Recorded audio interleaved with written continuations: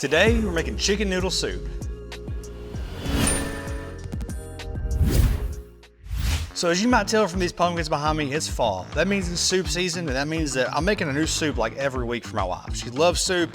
She's got a little bit of a cold, so she requested some chicken noodle soup. It's one of my favorites, and you don't have to be sick to eat it, but man, whenever you're down and you've got a little cold, there's nothing better than some chicken noodle soup to bring you back up.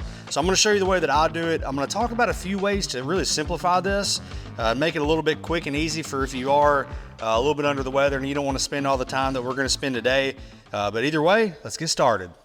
We're gonna start by prepping this onion, and I'm gonna go ahead and take about 3 tablespoons of butter and put it over some medium heat. Let that start melting down while we're chopping up our onion. Now, as we're doing this vegetable prep, one of the things I mentioned earlier is we're gonna talk about how to simplify this. You can get onion, you can get carrots, and probably even celery already diced up. You don't have to do this step. If you're not feeling well and you wanna make this a little simpler, that's one of the ways you can simplify this dish. I do recommend using this rather than like onion powder or anything else as a substitute. It does add a significant amount of flavor, and it's not hard to do. We're gonna start, just give this a quick dice.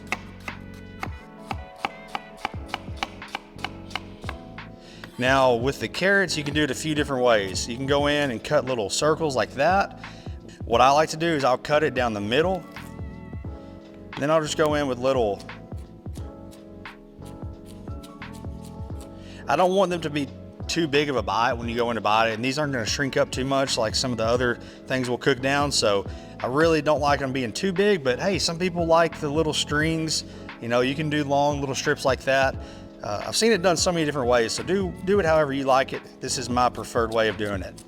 I'm gonna mix this in with the onion already. We're gonna start with the onion and the carrots, then we'll add the celery, and then later on the garlic. Now as we get this chopped up, I'm gonna go ahead and start adding it right into this pot. Start simmering. Now we're gonna take our celery here and we're gonna just cut it down the middle like this, and then go in, dice it up as well, and toss it in as you're going along. Now we want to season this throughout the whole cooking process. I'm going to start with a little bit of salt and pepper, but you want to season, you don't want to season just at the end, you want to season now. Once we add our stock in, we're going to season then again, but adding seasoning throughout the entire process really pays off at the end. Don't just wait till the end and throw in a little bit of salt and pepper. This is going to help sweat this down. Now we're going to let this cook for about 5 or 6 minutes. And I'm gonna turn the heat up just a little bit to about a medium-high heat. As this is cooking, we're gonna go in and chop up some of this garlic here. We're gonna wait to add this garlic in until a little bit later. We don't want it to burn, and it'll burn. It cooks up a lot quicker than the onions, the carrots, and the celery, so we're just giving this a pretty rough chop. I don't care if they're bigger granules than a fine mince or anything like that, but if I keep cooking this over that medium-high heat until it starts to sweat down just a little bit more. All right, this has been cooking for about 5 minutes. We're gonna add in this garlic now, let it cook down for a few more minutes before we go and add in our stock. Okay, so we've got this about where we want it now. This has been sweating down for 7 or 8 minutes. It's nice and tender looking. The next thing I like to add is some thyme. I also like to add some bay leaves. I've used some sage before. I actually thought we had bay leaves and got here and realized somebody tossed them out, so I'll usually add 2 bay leaves in here, but I'm gonna have to do without that today, no big deal. I really do like to have this thyme in there though. We've got 3 or 4 sprigs, and if you've never worked with fresh thyme, you can just grab the stalk end of it and just kind of slide it, and the leaves are gonna fall right off. You don't want the big stems in there necessarily. Not that there's nothing wrong with it, it's just not very appetizing to get a big soggy stick whenever you're taking a bite of soup. But I'll give this just a quick run through with the knife just to kind of break that up into smaller little bits. I'm gonna toss this right in. Now I've got my chicken stock here. Got 4 cups there. I'm gonna add a little bit more. Now we're gonna let this start to simmer before we do anything else. Now I'm gonna add some Grove beef rub. This has got salt, pepper, which you wanna use at this point. It's also got some garlic powder, some onion, things like that in there. All these flavors go really well with this soup. And then at the end, we'll taste for more seasoning, see if it needs any salt or anything else at that point. But while that's coming up to a simmer, let's talk about the chicken. This is probably the part where you can save the most time.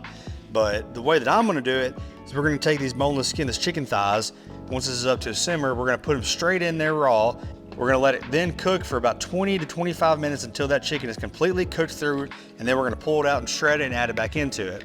Now, if you wanna save all that time, you can go to the grocery store and get a rotisserie chicken, take that out and start shredding that fully cooked chicken and adding it to it. Let it simmer for 5 minutes or so just to really get those flavors combined there, and that's gonna save you some time.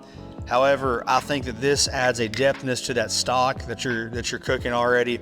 I really prefer doing this, but again, it's gonna take another half hour that you don't necessarily have to do. And if you're sick, I totally understand how you don't wanna spend the time on that.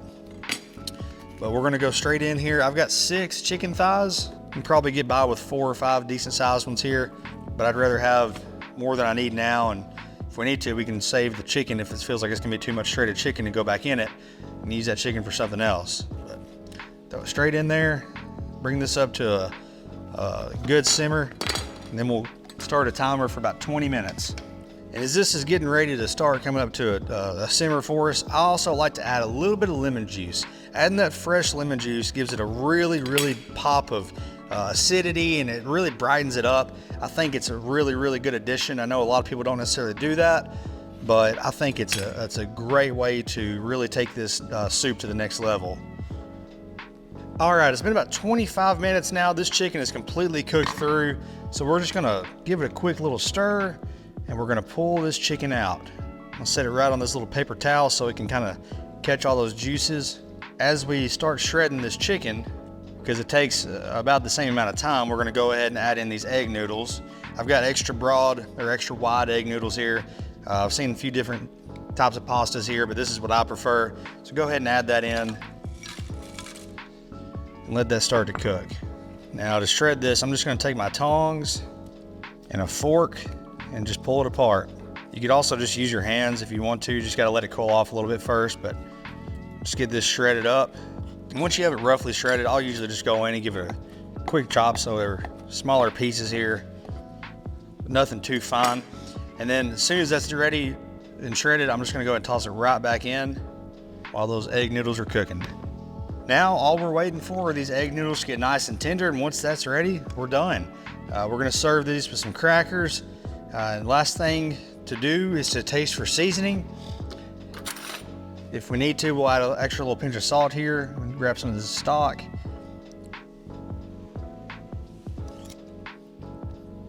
Oh man, that's packed with flavor.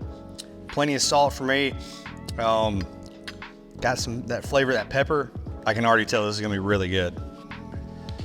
All right, this is ready to serve now. Go straight into a little bowl here. Let's give this a try, shall we? It's so good. It's just like comfort food to me.